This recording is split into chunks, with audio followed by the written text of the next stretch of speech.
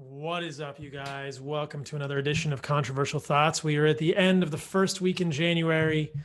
The first week of the Animal Base 30 is behind us. Hope you guys have all joined us for the Animal Base 30. If not, we are doing a 30-day animal-based reset this January, connected with Heart and Soil.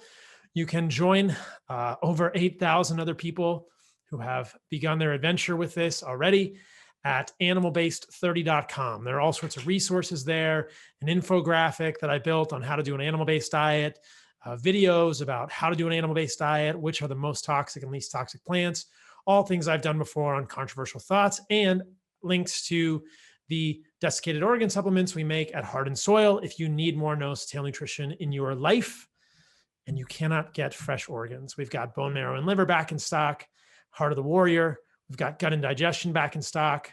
We've got Immunomilk, which is our grass-fed colostrum.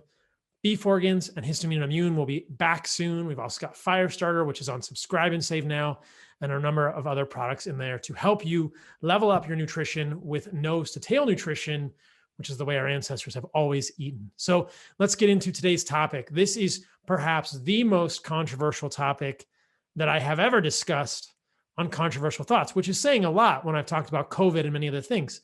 Today, I'm going to talk about the other C word, which is coffee. And it's so controversial. This is amazing to me. Talking about diet becomes religious very quickly. People get insulted. They feel like you're insulting their children or their puppy or something, and you're telling them how to eat. And it's not like that at all, of course. All of you listening to this know that I'm just offering this information for free because it's interesting to me, and I hope that it's helpful to you. And this video podcast is no exception. Don't be emotionally hurt. Don't be offended when I tell you in this video that I'm not a fan of coffee.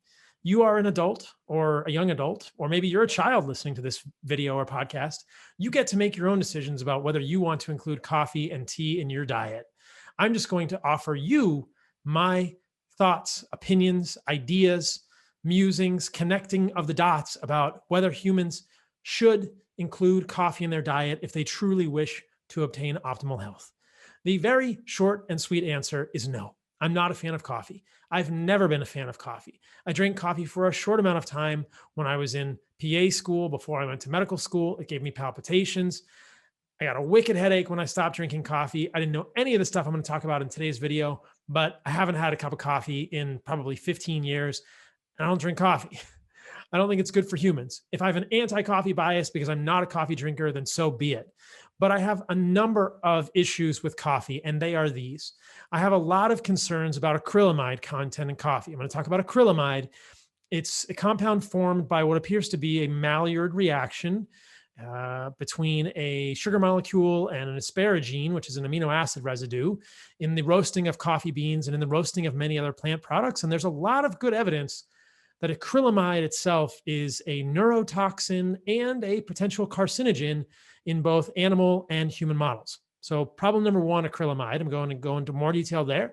There's a whole set of compounds that are known to antagonize mu-opioid receptors, which are the pain receptors. These are the receptors that are, at least some of the receptors that are affected by drugs that are opiates like morphine. So if you antagonize a pain decreasing receptor, it could lead to increased pain syndromes. This is unknown, but there are compounds in coffee that are known to antagonize and block, that is block, mu-opioid receptors in the human body. Probably not a good thing for humans. Yet another reason I'm not a fan of coffee. I'm going to go into that in more detail.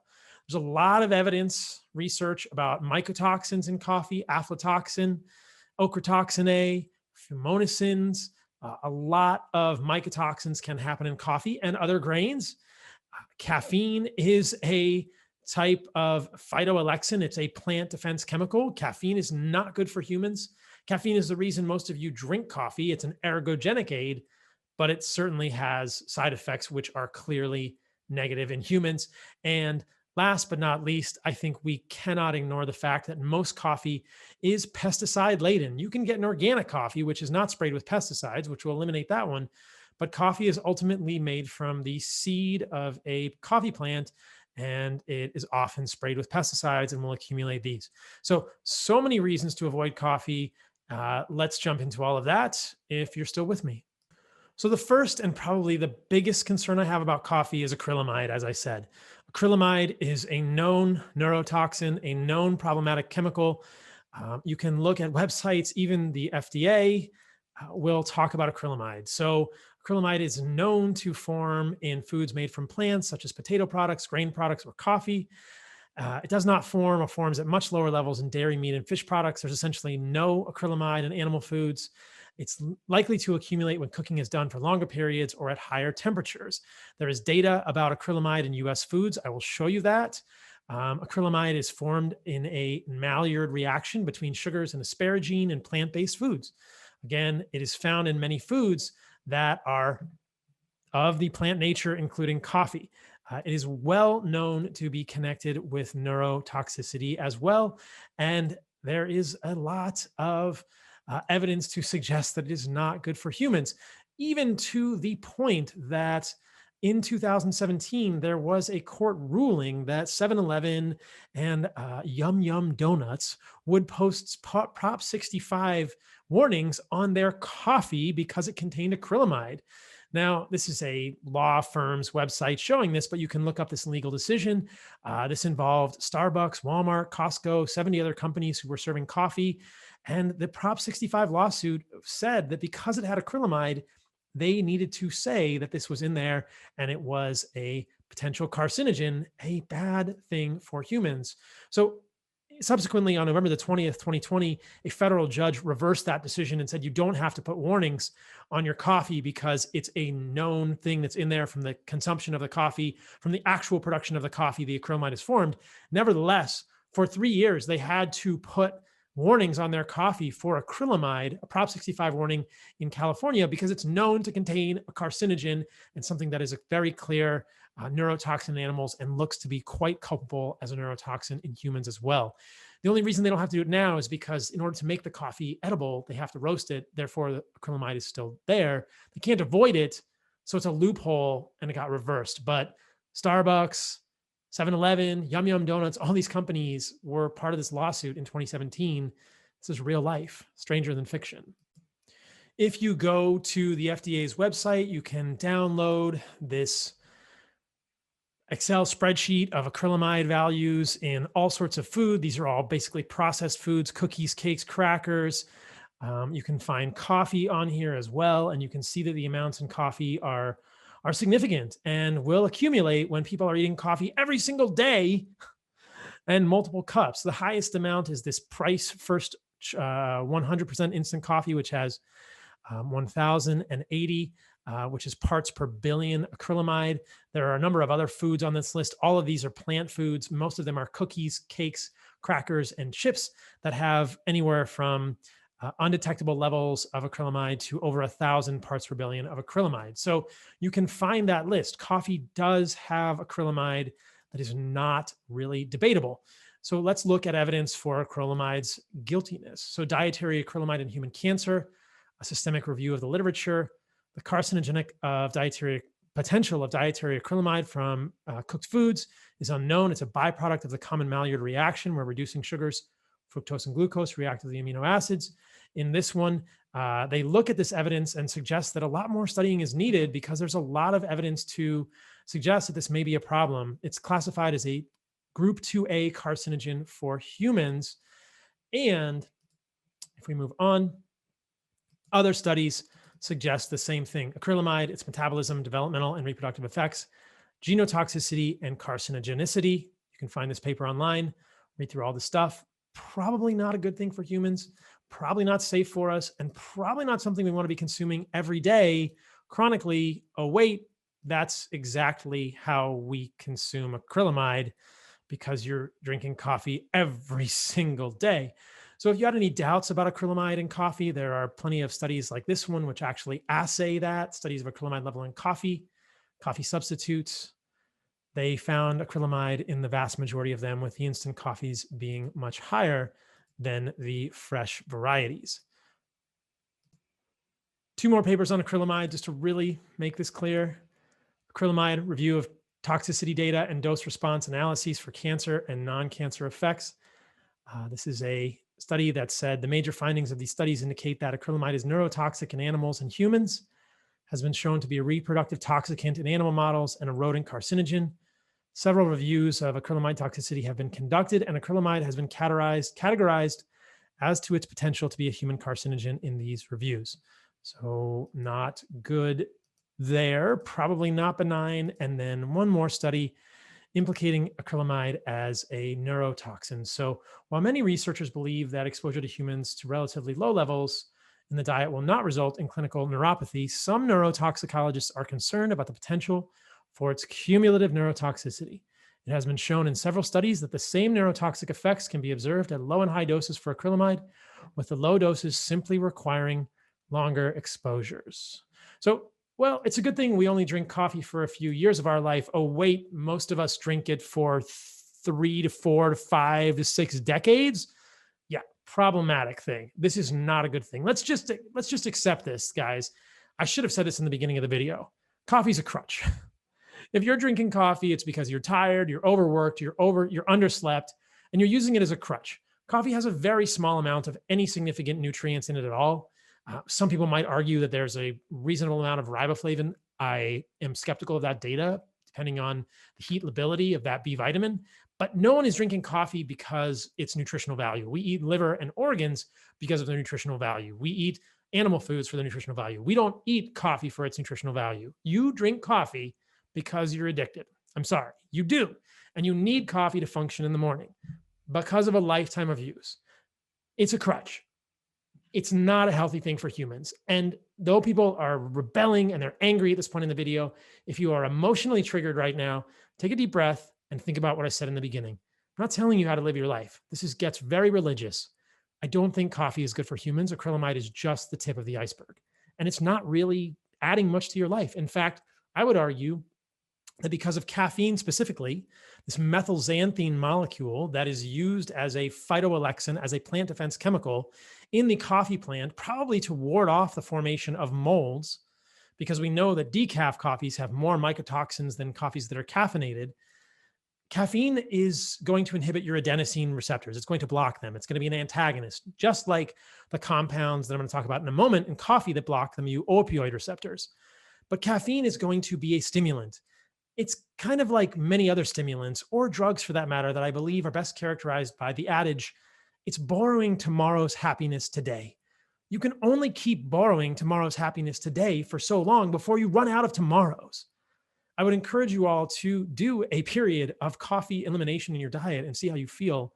This isn't something that is beneficial for humans in general. And acrylamide, just the tip of the iceberg. Let's talk about the mu-opioid antagonist molecules in coffee. So again, the opioid signaling system in the body generally deals with pain. Morphine is a mu-opioid agonist, meaning that molecule activates mu-opioid receptors, not exclusively. There's other types of opioid receptors, kappa, delta, etc. But let's talk about the mu. That's what we think of high level when it comes to pain. If you block mu-opioid receptors, it could potentially increase pain.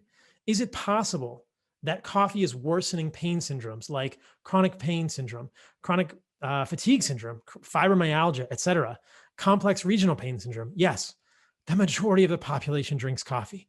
Could this be a problem? Absolutely. And my concern is that it's molecules like this one, this is 4-caffeol 1,5-quinide, found in all coffee. It's a mu-opioid receptor antagonist. It's from this paper. Now, let's look at another paper. This same molecule, 4-caffeol 1,5-quinide in roasted coffee, inhibits tritiated naloxone binding and reverses anti-nociceptive effects of morphine in mice. I almost said in rice, but it's in mice. Trust me, they're not doing experiments in rice. Tritium is 3 hydrogens, so it's a different molecule of hydrogen that we can use to label molecules like naloxone, which is a pharmaceutical that we use in medicine to bind to the mu-opioid receptor. So if this molecule inhibits naloxone binding and reverses the anti-nociceptive, which means the anti-pain effects of morphine in mice, then we have a molecule that is blocking the mu-opioid receptor effectively. So you can see this study, these results suggest that previously reported anti-opioid activity of instant coffee is caused primarily by the presence of 4-CQL, the molecule I just showed you, to a lesser extent by other cinnamoyl 1,5-quinides. Complex molecules, you guys get the idea. Coffee contains potent opiate receptor binding activity. Another paper from Nature from 1983 showing the same thing. Coffee has molecules in it that are binding to your opioid receptors and probably blocking them, probably creating worse pain. I'll let you decide if that's a good thing. One more. Beyond caffeine, coffee contains opiate antagonists. This one's from 2014. You can read the paper here. They're looking at the same compounds and suggesting the same problems. So if anyone is listening to this and has issues with fibromyalgia, complex regional pain, chronic fatigue syndrome, and you're drinking coffee, I'll ask you gently, why? Why are you drinking coffee? This is why coffee is not something that I would recommend on an animal-based diet, guys. And we haven't even gotten to mycotoxins or caffeine yet. Let's talk about those briefly now. Caffeine, as I said, is a methylxanthine. It's going to block a wide range of adenosine receptors and phosphodiesterase. The mechanism isn't terribly important, other than to say that adenosine signals sleepiness in humans. And if you block that, that's probably why we have a stimulant effect to caffeine in the human body. Caffeine does have antifungal properties. That's probably one of the reasons, potentially one of the reasons, that coffee plants produce caffeine. As you'll see in the next section, there is more mold that grows on decaffeinated coffee. There are more mycotoxins in decaffeinated coffee beans. Caffeine is toxic at high doses. It does have a LD50, a lethal dose 50. It clearly causes palpitations, tachycardia, worsening anxiety, insomnia, all kinds of problems with sleep. It's not a good thing. If you haven't slept and you need it as a crutch, like they do to us all in residency in medical school, you may use it temporarily, but it's not a good thing. It's not healthy for you. It is borrowing tomorrow's happiness today. I will happily, proudly say that I got through residency, medical school, PA school, no coffee, except one small incidence in PA school that I mentioned earlier, which probably gave me some kind of palpitations, premature atrial contractions, perhaps. Anyway, let's look at these studies. Blood pressure response to caffeine shows incomplete tolerance after short-term regular consumption. Basically, this is showing that daily caffeine consumption failed to eliminate the blood pressure response, and repeated challenge doses of caffeine in half the healthy adults who were tested resulted in persistent elevated blood pressure. So one of the criticisms of caffeine has been that it will raise blood pressure. Probably not a good thing.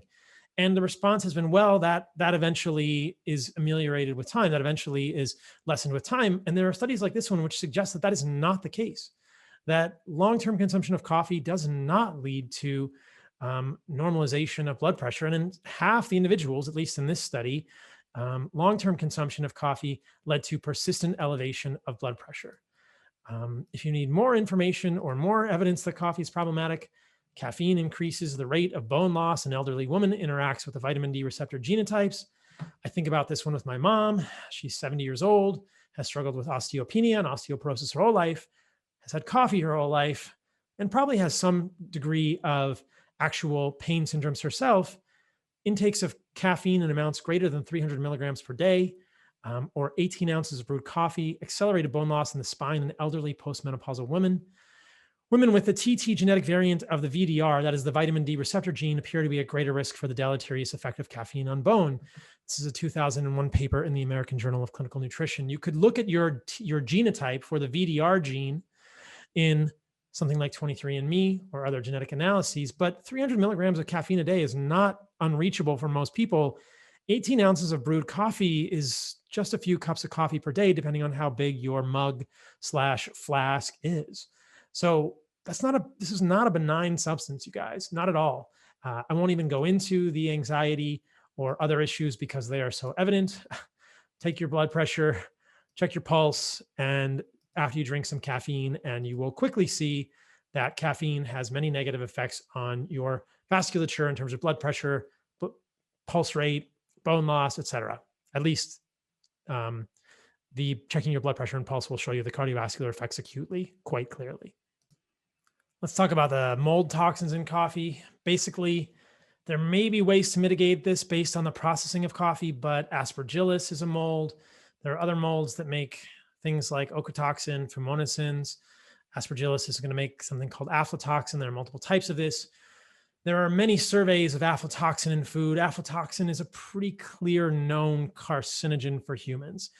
And though people may respond that the processing, the roasting of the coffee eliminates most of the aflatoxin or other mold toxins, it's probably the cumulative effect of these in humans that leads to problems long term. Humans get cancer. We don't fully understand what causes this. One of the real possibilities is the accumulation, the chronic total dose of aflatoxin, ochratoxin, fumonisins, mold toxins in general, or other environmental toxins that we're talking about. Things like perchlorates, if you listen to my video with Frank von Hippel, acrylamide, all these things combined together.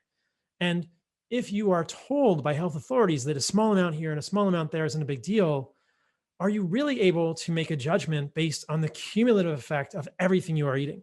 If you are getting acrylamide and ochratoxin and fumonisins, this is the point of really considering every piece of your diet.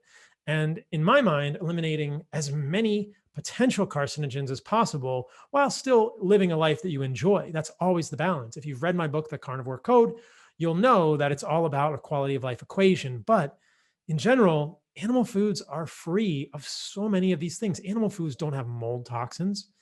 If they're fresh and cooked properly, they don't have acrylamide. They don't have any of these things. If you base your diet around these or fresh, non-toxic plant foods, like I talk about in other videos, like you can get at the Animal Based 30, animalbased30.com, there's plenty of resources there. I think you'll be better off if you eliminate or lessen, minimize the total amount of mold, acrylamide, mycotoxins, et cetera, in your diet. Not a good thing to have. So let's talk about acrylamide. Let's talk about aflatoxin. Let's talk about mycotoxins. There are lots of these in coffee.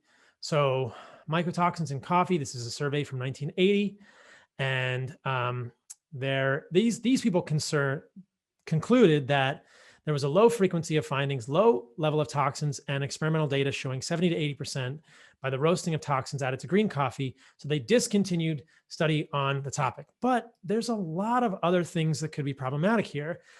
This is an overall review on mycotoxins from 2003 that focuses on them in a variety of foods and looks at aflatoxin and other mold toxins, fumonisins, ochratoxin A. There are tons, zearalenone. Many of these do occur on grains and beer and coffee. It's not really debatable. Here's a survey from 2004 to 2007 in Japan. These researchers did not stop looking, and they found that there were very high amounts of ochratoxin in oatmeal, rye, raisins, or I should say there were significant amounts in oatmeal, rye, raisins, wine, and roasted coffee beans, and they varied remarkably from year to year. Fumonisins detected in frozen and canned corn, popcorn, grits, corn grits, corn flakes, corn syrups, corn snacks, beer, soybeans, millet, and asparagus. Highest concentration was in corn grits. If you need any more reason to not eat these garbage foods, there you go. Bonus on the coffee podcast. All samples of corn grits were contaminated with fumonisins. People always ask me, what about oats? What about this grain? What about that grain? They're going to have mycotoxins, you guys. They're going to have mycotoxins more often than not. So you can see that's an interesting study in Japan. Here's one, the occurrence of Cartoxinae in coffee. It is from Aspergillus and Penicillium. It's found in foodstuffs, predominantly cereals and coffee beans. They found it in many samples to a variety of degrees. So incidence level, behavior of aflatoxins during coffee bean roasting and decaffeination. Yet another one, aflatoxins were detected in 76.5 and 54.6 of the infected samples, with averages of these levels in them. Highest yields of aflatoxins were detected in the decaffeinated green coffee beans and roasted coffee beans. The growth of Aspergillus flavus in liquid medium containing 1 or 2% caffeine was reduced by 50%. As I mentioned, caffeine is probably somewhat of it's definitely a phytoalexin. It's meant to be a plant defense chemical, but it will decrease the mold growth in general. Aflatoxin and ochratoxin A contamination of retail foods, intake of these mycotoxins in Japan. Another study showing the same things. Aflatoxins and ochratoxin A intakes through the consumption of foods containing cacao and others. They were found in 120 out of 192 samples of oatmeal, wheat flour, rye, buckwheat flour, raw coffee, roasted coffee, raisins, beer, wine, and bitter chocolate. So beer, wine, bitter chocolate. Do you need another reason? Here we go. I know I'm going to get the question. What about chocolate? Not a fan. For this and other reasons, I would decrease your overall consumption of these if you want to be as healthy as possible. That's just how it goes. All right, a couple more here, you guys.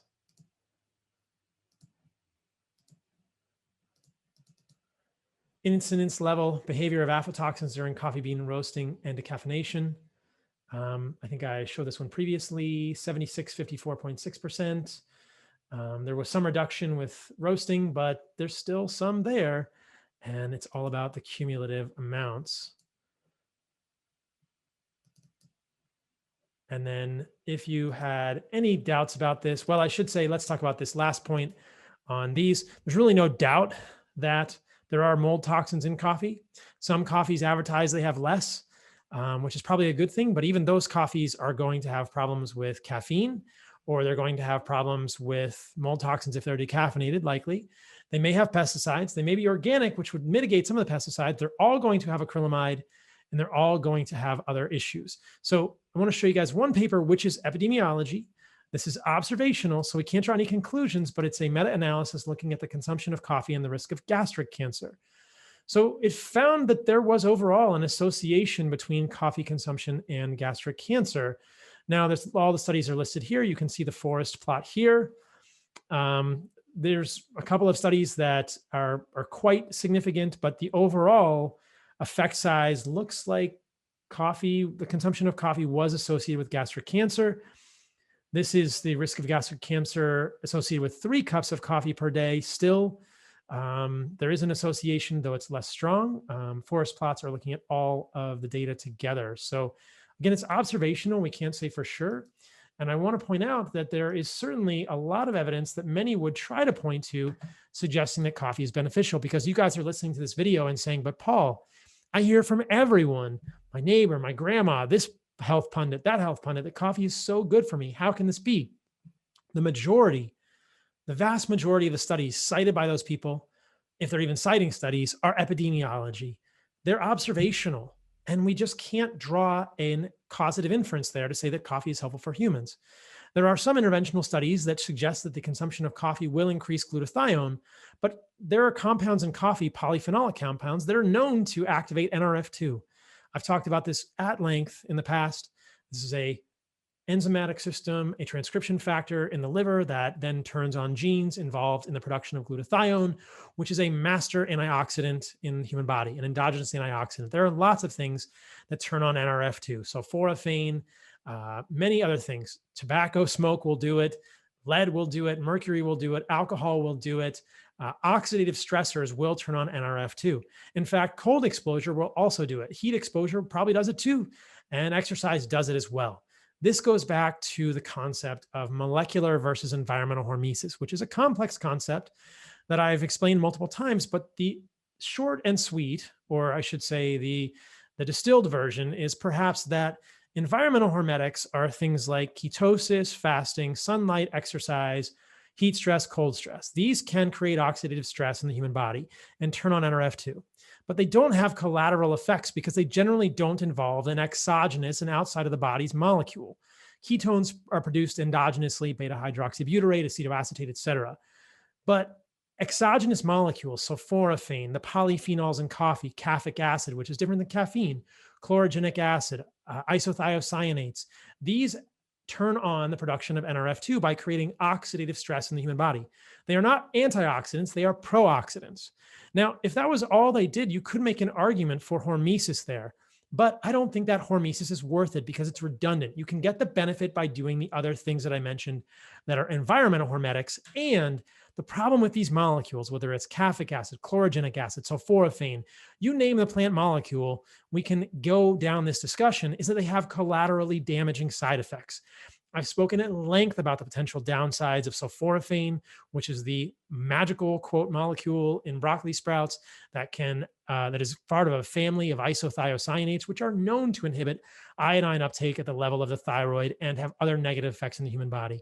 In the case of coffee, there is some concern that these caffeic acids and chlorogenic acids and other molecules could have negative effects in the human body. I showed you guys the effects of one of those molecules when I was talking about the opioid or anti-opiate effects of this molecule at the level of the mu opioid receptor. When you go to the pharmacy and you buy a medication or you get a prescription medication, it has a package insert with side effects. Plant molecules have that. Really, all exogenous molecules have that. Pharmaceuticals we use in medicine have that, but we've forgotten about those in medicine. We've forgotten about that with plant molecules. And if you want to use a plant molecule as a food or believe that a plant molecule is uniquely beneficial for you, you need to remember that the benefits must outweigh the risks. And my opinion, my belief is that they do not with plant molecules because the benefits are largely redundant. You can stress your oxidative stress system. You can get more NRF2 moving to the nucleus and transcribing or causing the transcription of all the genes involved in the formation of glutathione without plant molecules. Okay. And then you won't have side effects. Or you can use sulforaphane and you can potentially have bad side effects with many of the other hormonal systems in your body, thyroid, et cetera. And it goes on and on depending on the molecule that we're talking about, whether it's resveratrol. I spoke about that one last week in the wine discussion. Not a fan of that one either. Can inhibit the formation of androgen precursors like DHEA. It is a xenoestrogen. It mimics estrogen in the human body. Not a valuable thing. You don't need that. You can activate sirtuin genes by fasting, by being in ketosis. These are redundant effects with negative side effects leading to a net negative effect in humans. Hopefully that all makes sense. But generally, if we look at the interventional studies with coffee, you can show that there are molecules in coffee that will trigger NRF2. But at what cost? At what cost? They may also break DNA. They may also inhibit the natural progression of signaling in the body with regard to mu opioid receptors, et cetera. So that's my concern.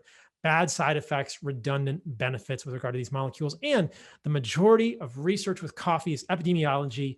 And we just can't say that that's conclusive. We cannot draw causative inference. In my mind, it's quite possible that those who drink more coffee are of a higher socioeconomic status or have other health behaviors that could be confounding this issue. So in summary, I'm not a fan of coffee. I still love you all, even if you choose to keep drinking coffee. It's your personal choice. I think you'll be better off without it for so many reasons. Acrylamide, which is potentially problematic from a neurotoxin perspective, potential carcinogen, et cetera. All of these opioid inhibiting compounds in humans, these mu opiate antagonists. Caffeine, not a great thing for humans. For so many reasons, it's also a diuretic, causing mineral loss, affecting mineral balance, sleep, insomnia, et cetera.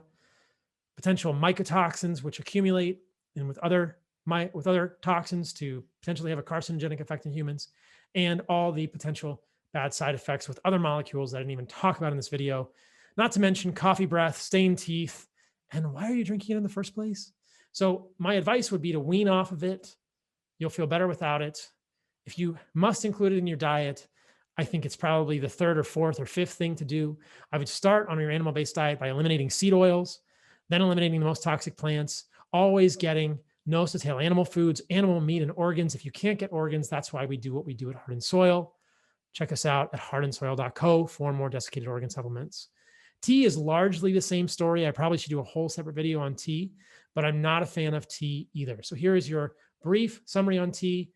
It's plant leaves with caffeine and other molecules that are probably not great for humans in general. If you want to drink it, it's your choice. But my belief is that it's not a positive thing for humans' health, and I would avoid it on this diet is my recommendation. But ultimately, you should do what you feel is best. Simple steps will make big improvements in your diet, in your lifestyle, in your overall health. And I think that these are the fourth and fifth steps down the road. They're not the first step. I wouldn't eliminate coffee first. I would think about getting rid of excess alcohol before that, definitely getting rid of seed oils, eliminating the most toxic plants, and making the majority of your diet animal meat and organs. So hopefully that helps. That's a bomb, you guys. That's a very controversial video. Thanks for being a part of the Remembering. Stay radical.